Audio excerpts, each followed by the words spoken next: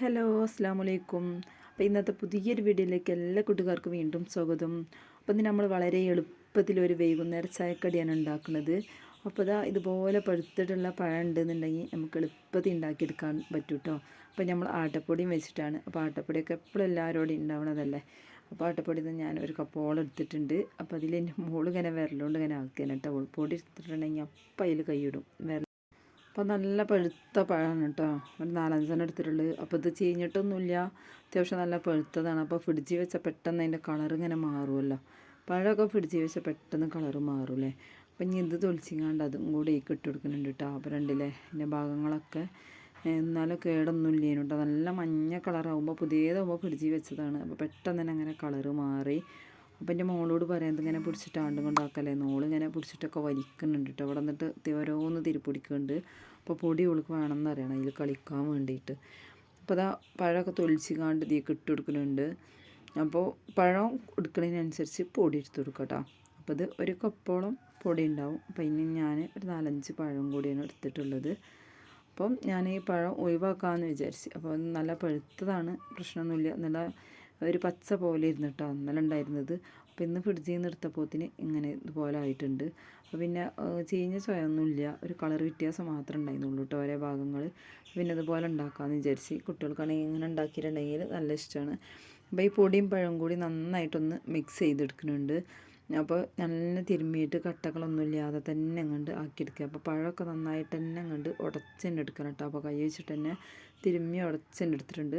പിന്നെ ഞാൻ കുറച്ച് ശർക്കര ഉരുക്കിയിട്ട് വെച്ചിട്ടുണ്ടായിരുന്നു. അപ്പോൾ അതും കൂടി ഒഴിച്ചിങ്ങാണ്ട് ഒന്നും കണ്ട് കുഴച്ചെടുക്കണം. നല്ല സോഫ്റ്റ് ആക്കിയിട്ട് തന്നെ ഒന്നും കണ്ട് കുഴച്ചെടുക്കണം കേട്ടോ. അപ്പോൾ കുറേശ്ശെ എങ്ങനെ ഒഴിച്ച് കൊടുക്കണം. ശർക്കര ഒരച്ച് ശർക്കര തന്നെ എടുത്തിട്ടുള്ളൂ കേട്ടോ. ഒരു 1/4 കപ്പ് വെള്ളത്തിൽ ഞാനൊന്നും കണ്ട് ഉരുക്കിയെടുത്തതായിരുന്നു.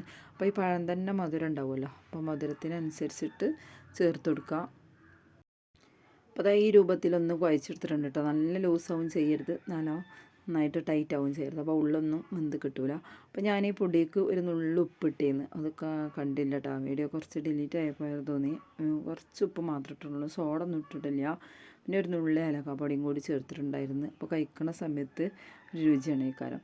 അപ്പോൾ എണ്ണ കൊഴിച്ചിങ്ങാണ്ട് അത് ചൂടായി വരുന്ന സമയത്ത് ഇതുപോലെ കൈ കൊണ്ട് അങ്ങനെ പിച്ചിട്ട് കൊടുക്കുന്നുണ്ട്. റോളാക്കണം എന്നില്ല, കുഴപ്പമൊന്നുമില്ല. അതിന് എങ്ങനെയാണെങ്കിലും വെച്ചിട്ട് കൊടുക്കട്ടോ. അപ്പോൾ തേങ്ങ ഒക്കെ ചെറുകിയിട്ട് അങ്ങനെ ഇട്ട് കൊടുക്കുകയൊക്കെ ചെയ്യാം. അപ്പോൾ ഇത് ഈ ഉണ്ടല്ലോ, നമ്മൾക്ക് ഇതുപോലെ വലുതാക്കി ഉണ്ടാക്കണം എന്നുണ്ടെങ്കിൽ വലുതാക്കിയിട്ട് അങ്ങനെ ഉണ്ടാക്കട്ടെ. അപ്പോൾ കുറച്ച് കൂടുതൽ എണ്ണ കൊഴിച്ചിട്ട് അങ്ങനെ ഉണ്ടാക്കിയെടുത്താലും നന്നാവും.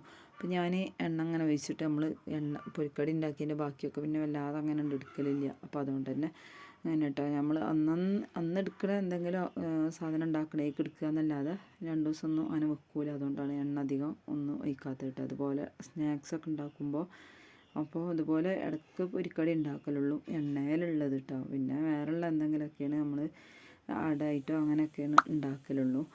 അപ്പോൾ ഇങ്ങനെ ഇതുപോലെ ഇങ്ങനെ ഉണ്ട് കൈ കൊണ്ട് പിച്ചിക്കാണ്ട് ഇട്ട് കൊടുക്കുക. അപ്പോൾ ഇത് ഫുള്ളായിട്ട് തീയാക്കരുത്. ഇതുപോലെ കുറച്ച് സമയം അങ്ങനെ വെച്ചിട്ട് ചുറ്റുപോകം എല്ലാ ഭാഗവും ഇങ്ങനെ മറിച്ചിട്ടിട്ടുണ്ടെങ്കിൽ ഉള്ളൊക്കെ നല്ല വെന്തും ചെയ്യും, നല്ല സോഫ്റ്റ് ആയിട്ട് തന്നെ കിട്ടും. നല്ല തീ കൂട്ടി വെച്ചിട്ടുണ്ടെങ്കിൽ കരിഞ്ഞു പോവും ചെയ്യും, ഉള്ളൊന്നും വേവില്ല കേട്ടോ. അപ്പോൾ അതുകൊണ്ട് തന്നെ തീയൊക്കെ കുറച്ചിങ്ങാണ്ട് ഇങ്ങനെ ആക്കിയെടുക്കുക. അപ്പോൾ എല്ലാ ഭാഗവും ഉഷാറായി വെന്തിട്ടുണ്ട്. നമുക്കിത് എണ്ണയിൽ നിന്നൊക്കെ കോരി മാറ്റാം.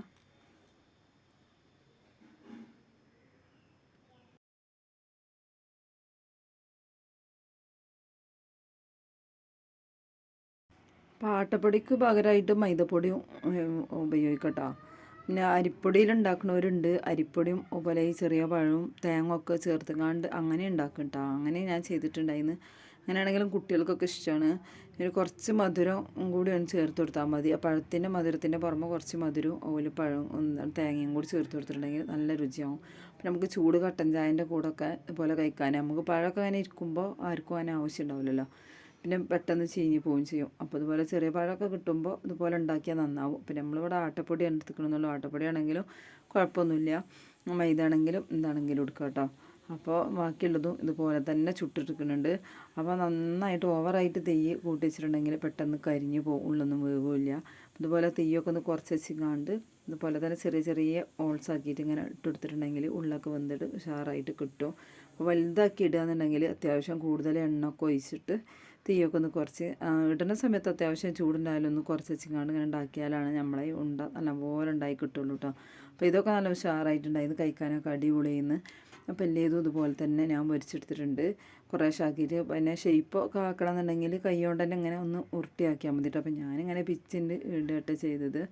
അപ്പം എളുപ്പത്തിൽ ഉണ്ടാക്കിയെടുക്കാൻ പറ്റുമ്പോൾ നമുക്ക് വൈകുന്നേരം ചായക്കടി എന്താ ഉണ്ടാക്കുന്നത്, ഇതുപോലെ പഴമൊക്കെ ഉണ്ടെന്നുണ്ടെങ്കിൽ ഉണ്ടാക്കിയെടുത്താലും നല്ല അടിപൊളിയാണ്. കുട്ടികൾക്കൊക്കെ നല്ല ഇഷ്ടമാവും ചെയ്യും. അപ്പോൾ നമ്മൾ ഇന്നത്തെ വീഡിയോ എല്ലാവർക്കും ഇഷ്ടമായി എന്ന് വിചാരിക്കുന്നത്.